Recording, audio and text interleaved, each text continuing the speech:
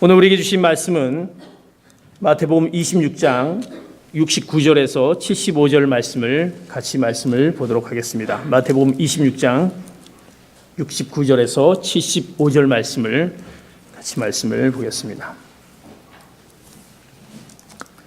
교독하겠습니다. 제가 먼저 69절을 보겠습니다. 그때 베드로는 뜰에 앉아 있는데 한 하녀가 베드로에게 다가와 말했습니다. 당신도 갈릴리 사람 예수와 함께 있었던 사람이군요. 그러나 베드로는 모든 사람들 앞에서 그 말을 부인하며 내가 도대체 무슨 말을 하는지 나는 모르겠다. 그러고는 대문 있는 데로 나왔는데 또 다른 하녀가 베드로를 보더니 거기 있던 사람들에게 말했습니다. 이 사람도 나사렛 예수와 함께 있었어요. 베드로는 다시 얼마 지나지 않아 거기 서 있던 사람들이 베드로에게 다가와 말했습니다. 당신도 그들 중 한 사람인 것이 틀림없어. 당신의 말씨를 보니 분명하오. 그러자 베드로는 저주하며 나는 그 사람을 모른다라고 맹세했습니다. 바로 그때 75절 봅니다. 그제야 베드로는 예수께서 닭이 울기 전에 내가 3번 나를 모른다고 할 것이다 라고 하신 말씀이 생각났습니다. 그리고 베드로는 밖으로 나가 합시 눈물을 쏟았습니다. 아멘. 오늘의 교회 그 주제가 돌이키면 살아나리라는 주제입니다. 우리 심집사님 기도해 주셨지만 우리가 2016년도에는 아직 뛰지 않았지만 예수님을 바로 보여주는 사람들이었습니다. 정말 우리의 모습 가운데 예수님을 얼마나 바로 보여주는 사람의 모습으로 한 해를 보내셨는지요. 예수님을 바로 보여주는 사람으로 보여주지도 못했는데 또 다른 주제로 또 우리 마음 가운데 오게 됩니다. 예수님을 바로 보여주는 그 사람으로서 내가 바로 보여주지 못했던 것이 무엇일까? 또 17년 연결을 하면서 우리에게 뭔가 바로 보여주지 못한 그 회복되어야 됨이 있지 않나라는 생각을 갖게 됩니다. 그 회복이라는 것은 다시 살아나는 것입니다. 다시 우리에게 생명을 얻게 하는 것입니다. 그런데 다시 살아나고 생명을 얻을 수 있는 것은 우리의 돌이킴을 통해서 가능하다라는 것입니다. 돌이킴. 우리에게 돌이킴을 통해서 다시 살아나는 귀한 역사가 우리 가운데 이제 말씀을 통해서 우리에게 또 임하는 것을 볼 수가 있습니다. 돌이킨다라는 것은 무엇입니까? 돌이킬 수 있다라는 것은 우리가 깨달음을 통해서 시작이 된다라는 것입니다. 내가 돌이킬 수 있다. 다시 살아날 수 있다라는 것은 깨달음을 통해서 시작이 되어지는 것입니다. 내가 다시 돌이키는데 그 깨달음이 없을 때는 절대 살아날 수 없는 것입니다. 그 깨달음은 결국 우리에게 다시 돌이키는 회개를 통해서 이어지고 결국 그 회개는 생명으로 얻게 되는 것이 오늘의 말씀의 전체적인 핵심의 말씀인 것입니다. 우리 안에 내가 왜 다시 회복되지 못할까? 다시 살아나지 못할까? 그것은 우리 안에 돌이키지 못한 그 깨달음이 우리 안에 있다는 사실입니다. 아직도 깨닫지 못한 우리 자녀들을 봅니다. 우리 자녀들이 좀 부모님의 말을 듣고 왜 좀 부모들이 시키는 대로 또 이렇게 했으면 좋겠는데 라고 하지만 또 자녀들이 계속적으로 방황하고 힘들어하는 것을 볼 수가 있습니다. 그러면서 계속 회복되지 못하고 계속 그 가운데 어려움 가운데 있는 것을 보면서 그것은 분명히 그 자녀에 대한 어떤 깨달음이 있어야 되는데 그 깨달음을 그가 갖지 못해서 결국은 회복되지 못하고 어려움 가운데 있는 것을 볼 수가 있습니다. 그 깨달음을 위해서 우린 자녀들을 향해서 우린 계속적으로 기도하는 것입니다. 하나님, 우리 자녀가 깨닫기를 원합니다. 하나님의 말씀으로 깨닫기를 원합니다. 하나님께서 그를 통해서 깨닫게 하기를 원합니다. 그것이 결국 그를 통해서 새롭게 살아나게 되는 것입니다. 오늘의 본문 말씀은 우리가 많이 알고 있는 베드로의 예수님의 부인의 사건인 것을 알 수가 있습니다. 예수님은 수제자입니다. 예수님과 복음을 전했던 수제자인 것입니다. 그런데 그가 예수님을 부인하는 사건이 있습니다. 사건이 이제 오늘 나오게 됩니다. 이것은 얼마나 슬픈 일입니까? 어떻게 예수님을 너무나도 잘 알고 있는 제자가 결국 부인할 수가 있을까? 우리 성경을 볼 때마다 어떻게 그럴 수 있을지라고 생각합니다. 사랑하는 성도 여러분, 그 베드로가 예수님과 같이 복음을 전하면서 그 기적의 사건을 경험하면서 예수님의 그 놀라운 일들을 보면서 했던 그 제자가 바로 예수님을 부인하는 사건. 그럴 수가 있을까?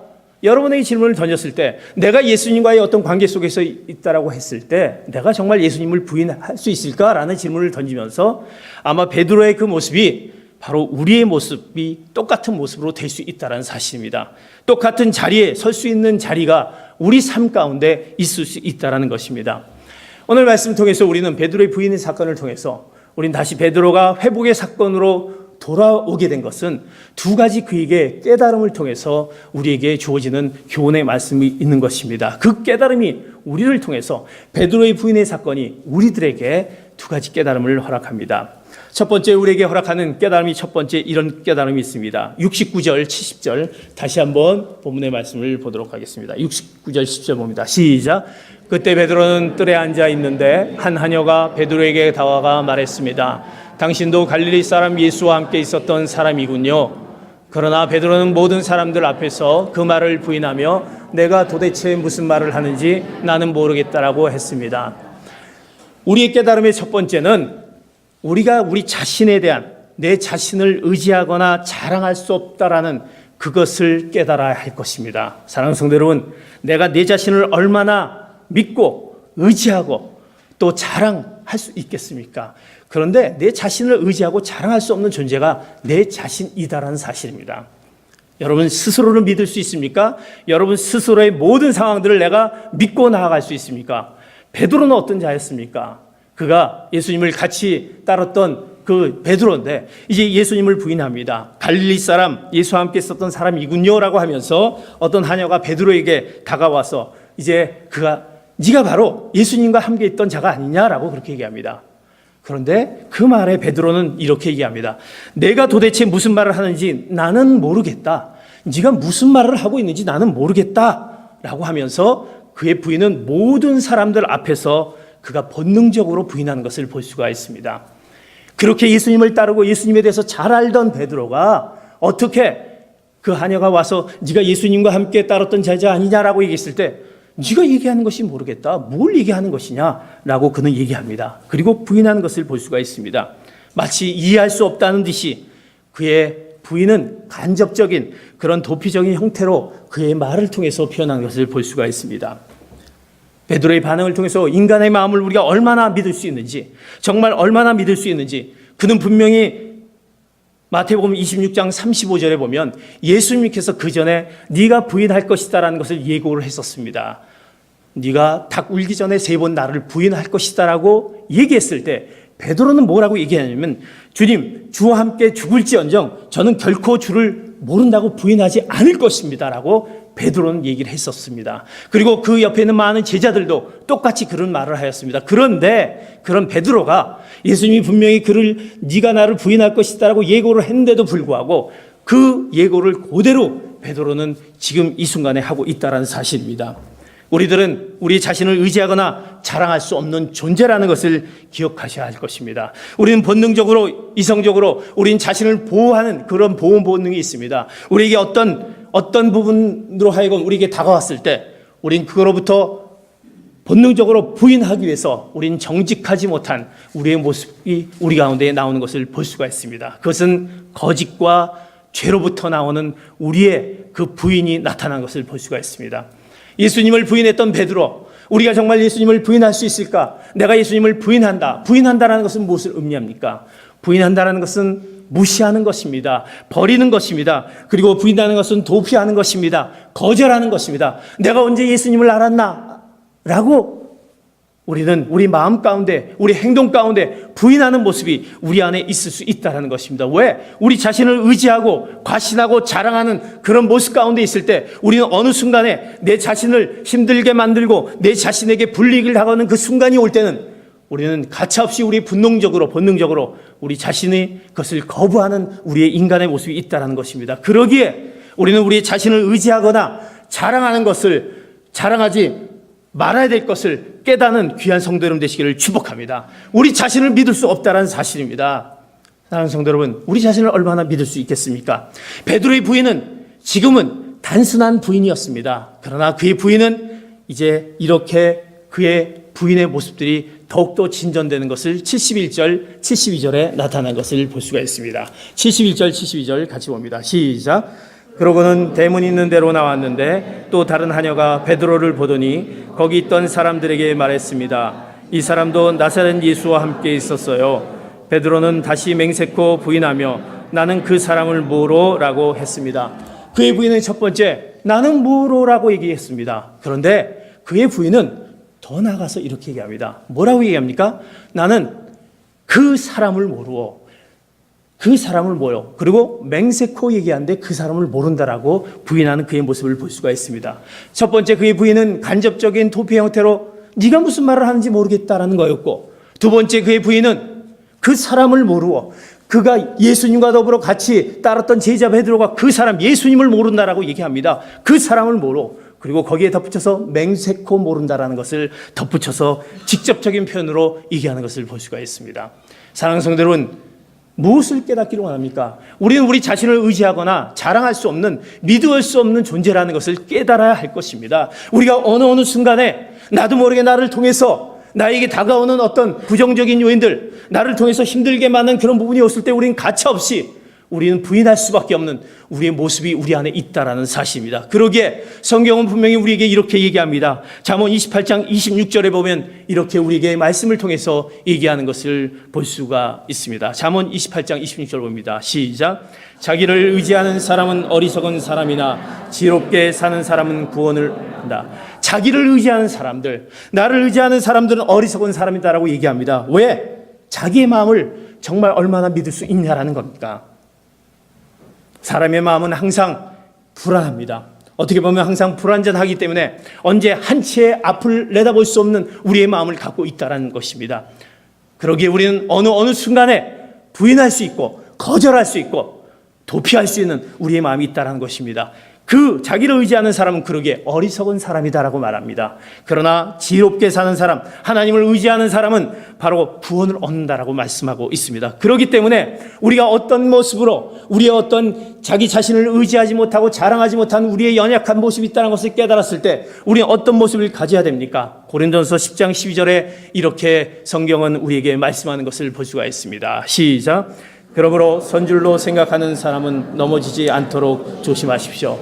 우리는 선줄로 생각하고 내가 무엇이든지 할 수 있고 내 의지로 할 수 있고 내가 할 수 있는 방법으로 할 수 있다라는 그 생각, 그렇게 생각하는 선줄로 생각하는 사람은 언제든지 넘어질 수 있다라고 생각하는 것이기에 우리는 조심하라고 말씀하고 있는 것입니다. 그러기에 우리는 내 자신을 의지할 수 없고 자랑할 수 없는 자이기에 우리는 교만해, 우리는 겸손한 모습으로 우리의 삶을 살아갔을 때만이 바로 예수님을 부인하지 않는 우리의 모습이 되는 것입니다.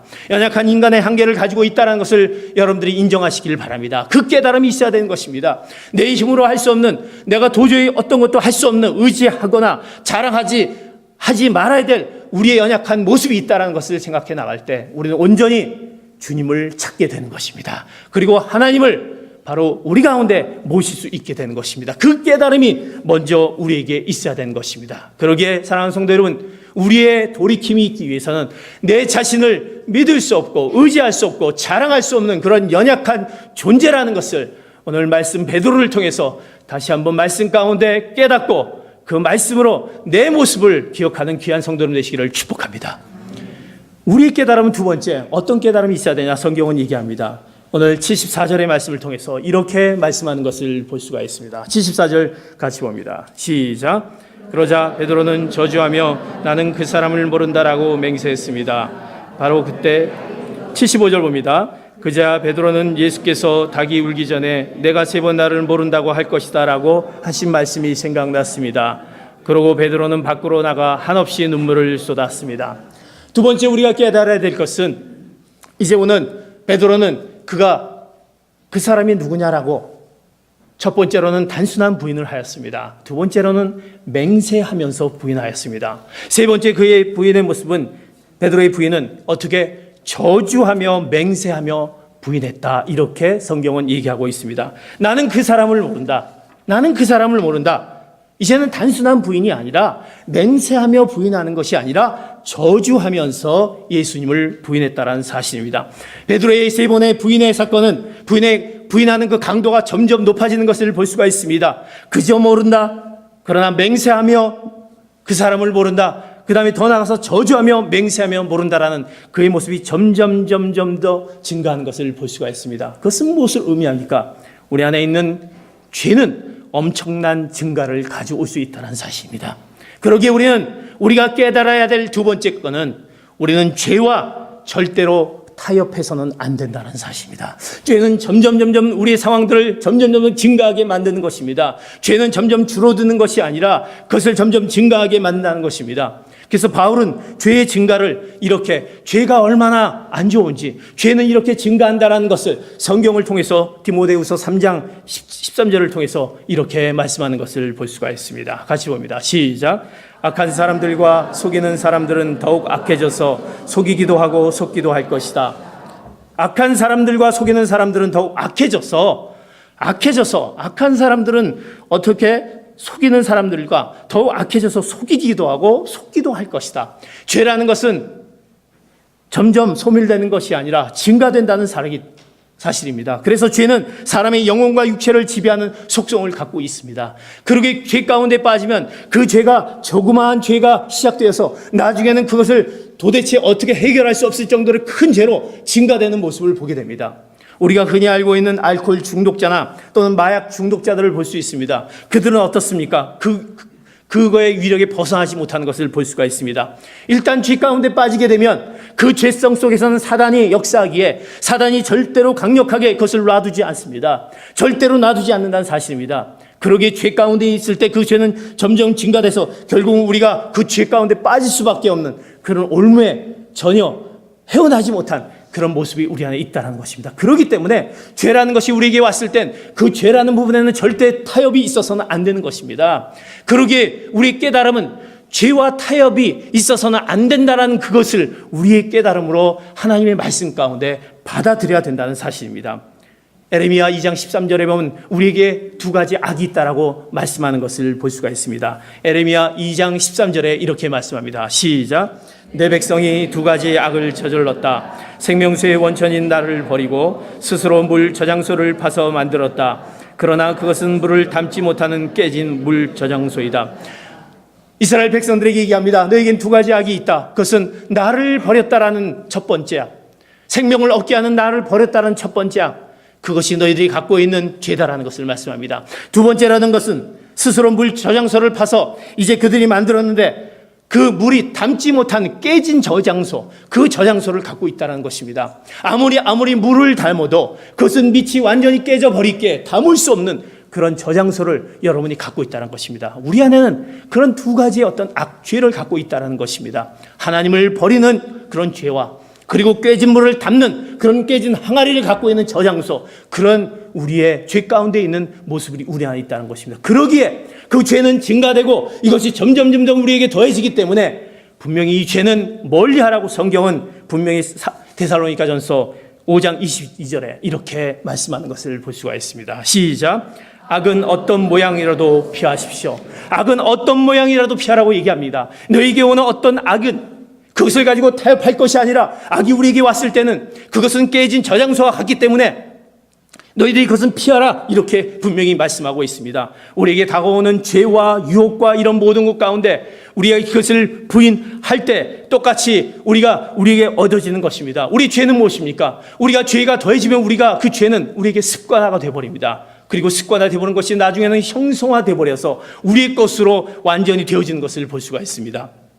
죄는 작은 것으로부터 시작해서 어느 누구에게나 예외 없이 우리에게 다가오는 것을 볼 수가 있습니다. 그러기에 죄의 싹은 사망이다라고 말씀하고 있는 것입니다. 사랑하는 성도 여러분, 우리 가운데 왜 살아나지 못하고 왜 회복되지 못하느냐? 우리 가운데 죄 가운데 있는 그 죄의 돌이킴, 죄에 대한 그 심각성을 우리가 깨닫지 못하기 때문인 것입니다. 죄와 더불어 우리의 삶 가운데 있는 것을 우리가 깨닫지 못하고 타협하고 사는 우리의 모습이 있기에 우리는 늘 그 가운데서 우리는 깨달음이 있지 못하기에 우리는 회복이 우리에게 주어지지 못하고 계속적으로 하나님 앞에 힘든 가운데 계속적으로 우리의 삶 가운데 어려움 가운데 빠지게 되는 죄성들이 우리 안에 있다는 것을 기억해야 할 것입니다. 그러기에 우린 죄와 절대로 타협하지 않는 귀한 성도 여러분 되시기를 축복합니다.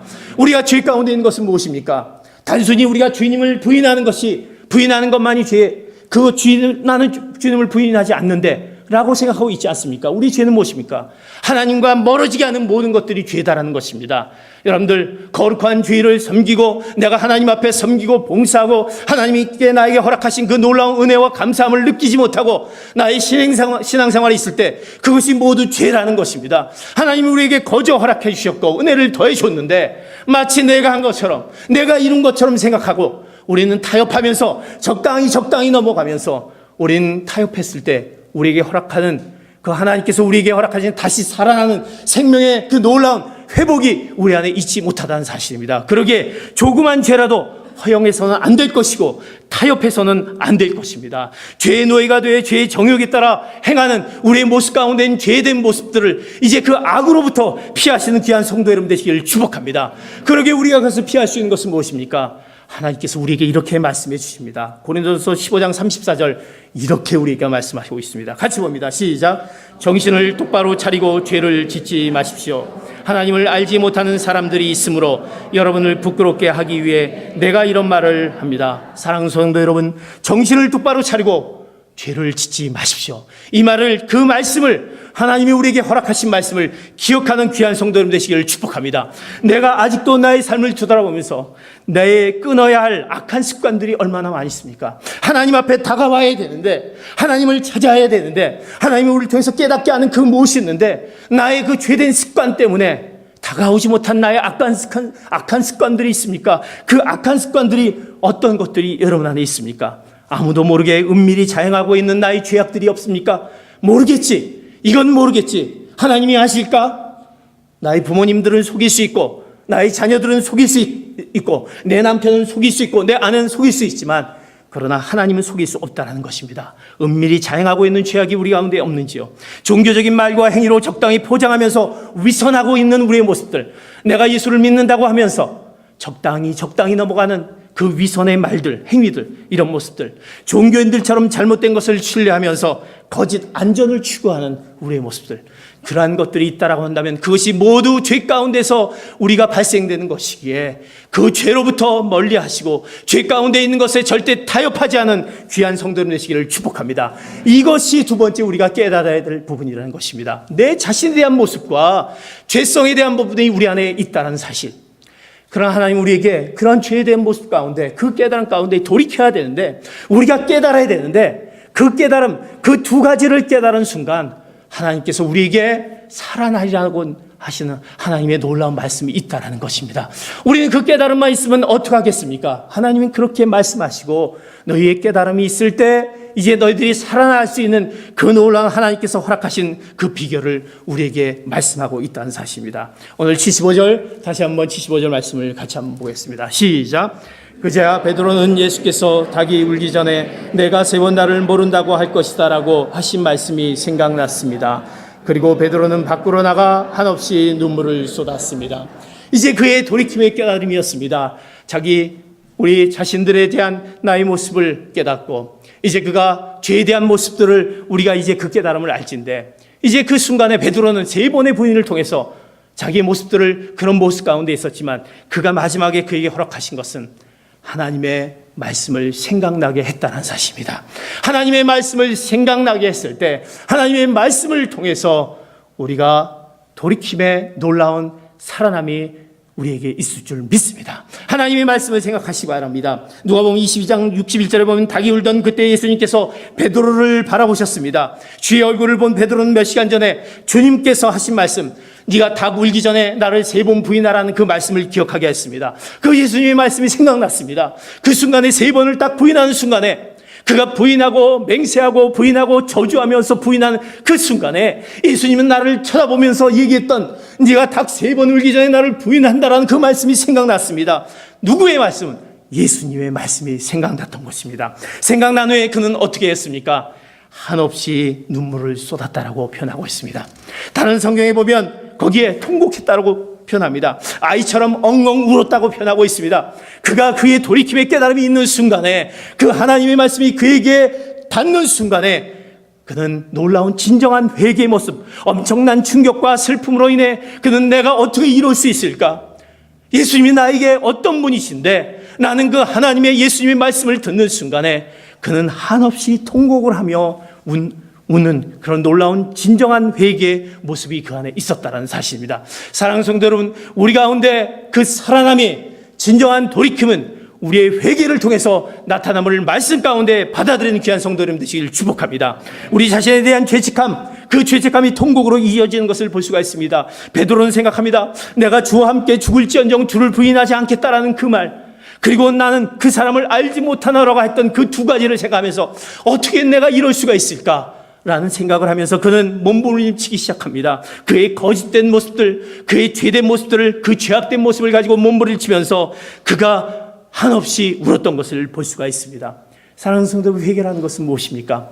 회개는 돌아서는 것입니다. 본래의 모습으로 돌아서는 것입니다. 회개는 단순한 후회가 되는 것은 아닙니다. 회개와 후회라는 것은 다른 특별한 의미가 있다는 것입니다. 후회라는 것은 그저 단순히 뉘우치는 것이지만 회개라는 것은 이제 원래대로 돌이키는 것을 의미합니다. 우리 삶 가운데 얼마나 많은 후회를 합니까? 그러나 후회로서 끝내서는 안 될 것입니다. 우린 진정한 돌이킴, 진정한 다시 원래대로 돌아서는, 하나님에게로 돌아서는 그런 놀라운 회개가 우리 안에 있어야 되는 것입니다. 그러기에 베드로의 그 통곡의 눈물과 이제 예수님을 팔았던 유다의 그 눈물은 차이가 있다는 것입니다. 이제 성경에 보면 베드로의 눈물이 오늘 나오지만 그 뒷부분에 유다의 눈물이 있습니다. 그것은 뭡니까? 베드로의 눈물은 무엇입니까? 그 눈물을 통해서 진정한 생명으로 살아나는 귀한 생명이 그에게 주는 것입니다. 유다의 눈물은 무엇입니까? 후회의 눈물이기 때문에 유다는 결국 자기가 스스로 목숨을 끊을 수밖에 없는 죽음으로 그가 마지막으로 행했던 것을 볼 수가 있습니다. 사랑하는 성도 여러분, 진정한 회개의 모습들이 그 회개를 놓치지 않는 귀한 성도님 되시기를 축복합니다. 회개의 기회를 놓치지 않기 바랍니다. 내가 여전히 세상에 한 발을 디뎌놓고 세상은 한 발, 세상은 교회 이렇게 디뎌놓으면서 신자이면서도 숨기면서 갖고 있는 수많은 죄들이 내 안에 있다고 한다면 이제 그 이렇게 양쪽으로 담겨져 있는 그 두 발을, 그 죄 가운데 있는 그 한 발을 빼시길 바랍니다. 심지어 자녀들이 영적으로 방황하는 가운데 있었던, 그런 가운데 있었던 나의 자녀들을 보면서 그저 묵과했던 나의 모습들, 나의 자녀가 어떻게 될 거라고 생각하면서 안타까워했던 그런 안타까움이 아니라 그 자녀들이 잘못돼 갖고 있는 것을 보면서 내가 통각하고 부모로서 통곡해야 될 그 죄, 나의 자녀를 위해서 내가 하나님 앞에 내 자녀를 위해서 기도해주지 못했던 나의 죄들이 있다고 한다면 오늘 이 시간에 그것이 회개 기회를 통해서 하나님이 놀랍게 여러분을 통해서 회복될 줄 믿습니다. 죄의 무게가 무거우면 무거울수록 우리는 분명히 그 무게 가운데 우리는 헤어나지 못할 것입니다. 그 무게가 더욱더 가중되어서 헤어나지 못하지 않기 하기 위해서는 우리가 죄의 기회를, 이 회개의 기회를 놓치지 말아야 될 것입니다. 그런데 회개의 기회는 우리가 선택의 기회인 것입니다. 내가 회개할 것인가 아니면 포기할 것인가, 선택은 여러분들이 하는 것입니다. 회개 안 해도 됩니다. 포기하셔도 됩니다. 그러나 그 가운데 하나님께서 우리를 통해서 살아나지 않은 그 말씀을, 우리가 진정으로 살아나는 그 말씀이 우리 가운데 얼마나 임할 수 있는지 오늘 분명히 진정한 회개를 통해서 다시 한번 새로운 생명이 여러분에게 주어지기를 축복합니다. 그런데 나는 정말 회개하기를 원합니다. 나의 죄 가운데 있는 것을 하나님 앞에 알리기를 원합니다. 그런데 우리는 연약하여서 그것을 깨닫지 못하고 있습니다. 그러기에 성령님께서 우리에게 이렇게 말씀합니다. 말씀은 우리가 하지 못한 것을 이렇게 말씀하는 것을 볼 수가 있습니다. 요한복음 14장 26절에 이렇게 말씀하는 것을 볼 수가 있습니다. 같이 봅니다. 시작.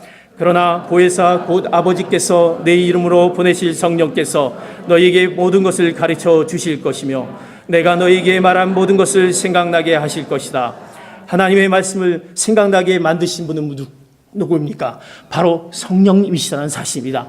보내신 성령님께서, 우리의 회개를 친히 주장하시는 성령님께서, 주님 제가 회개하기를 원합니다. 내가 갖고 있는 이 두 발을 딛고 있는 이 가운데는 회개하지 못한 것이 있습니다. 어떻게 하겠습니까? 라고 했을 때 성령님께서 너에게 모든 것을 가르쳐 주시겠다라고 말씀하고 있습니다. 내가 너에게 말한 모든 것을 생각나게 하신다라고 말씀하고 있습니다.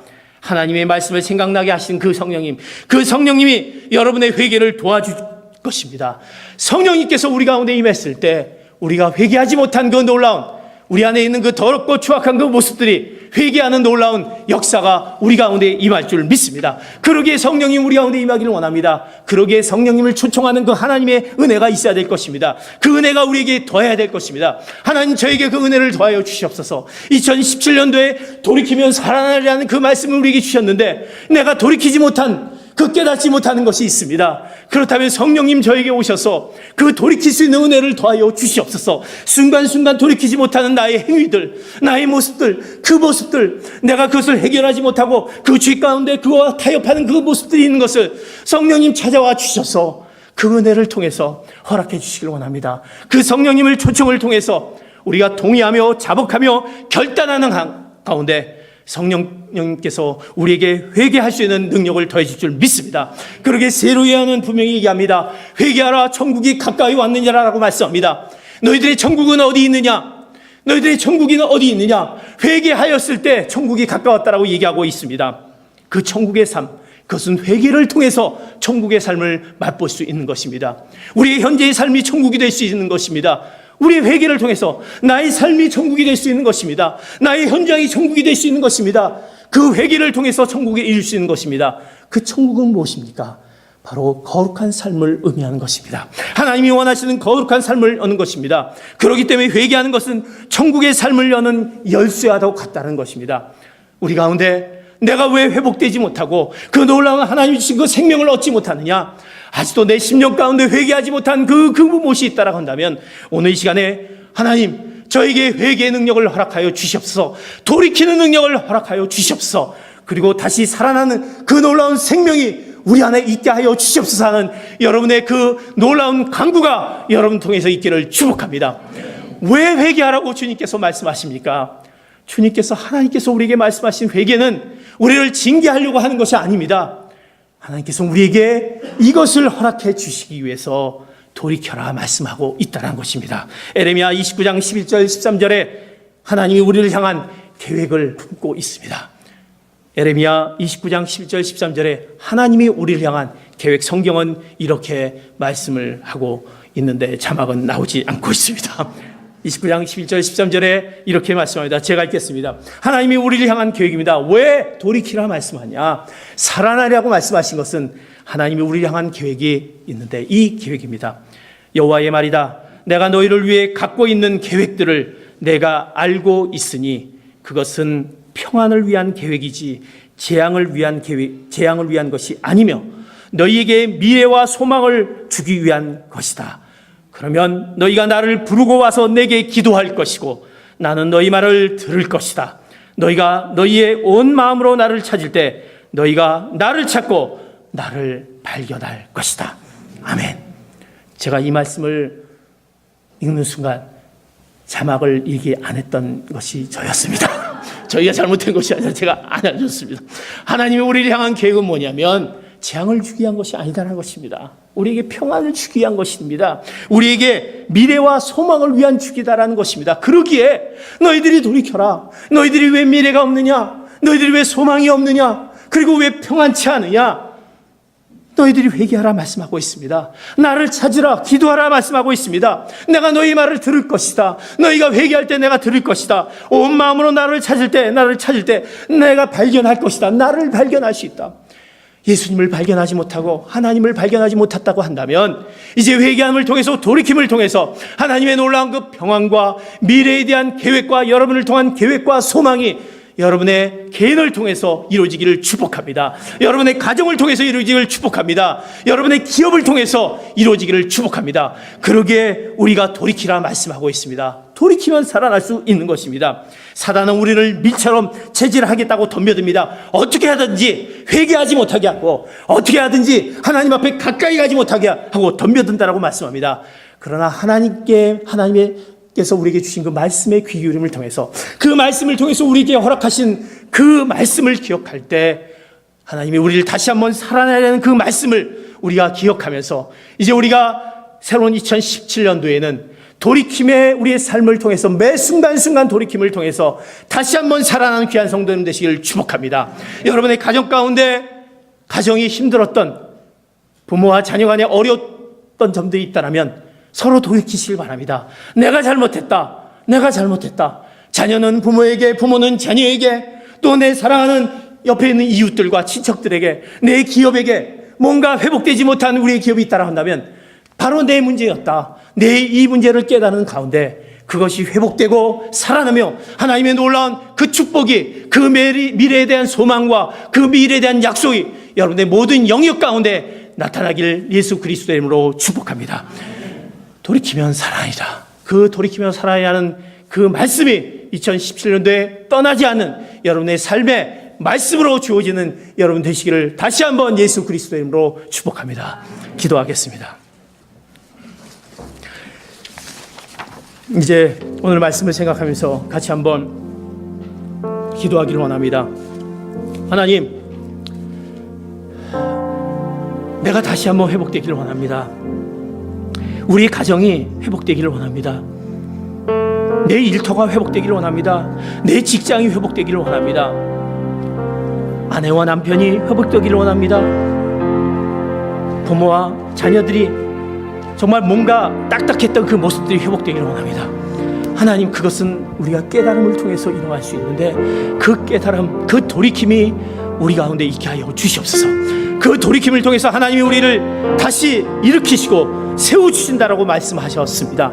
하나님, 그러기 위해서 우리의 먼저 내 자신을 의지하며 자랑하고 내 자신의 교만되고 내가 할 수 있다는 건 내가 여태까지 이렇게 해왔는데 내가 이렇게 해오면 되지 않느냐라는 그 모든 것들을 버리는 그 깨달음이 있게 하여 주시옵소서. 그리고 주님 앞에 나오는 우리의 모습들, 주님이 우리를 통해서 허락해 주신 그 은혜를 생각하지 못하고 그 깨닫지 못했던 나의 죄된 모습을 점점 주님과 멀어지는 나의 모습이 있다라고 한다면 하나님, 그 모습, 그 죄한 모습으로 타협하지 않는 나의 모습이 되게 하여 주시고 이제 하나님 앞으로 더욱더 온전히 가는 나의 모습의 깨달음이 있게 하여 주시옵소서. 그리고 주님 앞에 이제 하나님 말씀 가운데 그 말씀을 통해서 내가 한없이 돌이키면서 한없이 하나님, 저희의 문제였습니다라고 통곡하면서 하나님 앞으로 나갈 때, 회개하며 나갈 때 진정한 우리의 살아남이 있는 것을 말씀을 통해서 기억하게 하여 주시옵소서. 그래서 우리가 하나님이 우리에게 허락하신 그 회복이 우리의 모든 삶의 영역 가운데 나타나게 하여 주시옵소서. 2017년도에 하나님, 우리가 다시 회복되기를 원합니다. 나와 우리의 가정과 기업과 우리의 모든 주어져 있는 것, 내가 힘들고 어려운 가운데 있었던 나의 형편이 있다라고 한다면 이제 그것이 하나님의 놀라운 말씀 가운데 회복되는 놀라운 일들이 나타나게 역사하여 주시옵소서. 회복하게 하여 주시옵소서. 살아나게 하여 주시옵소서. 진정코 돌이키게 하여 주시옵소서. 우리가 하나님 앞에 주여 한번 3번 외치면서 주님 앞에 통성으로 한번 기도하면서 외치겠습니다. 주여, 주여, 주여.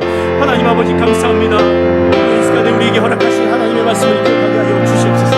아버지 하나님, 우리의 돌이킴이 있게 하여 주시옵소서.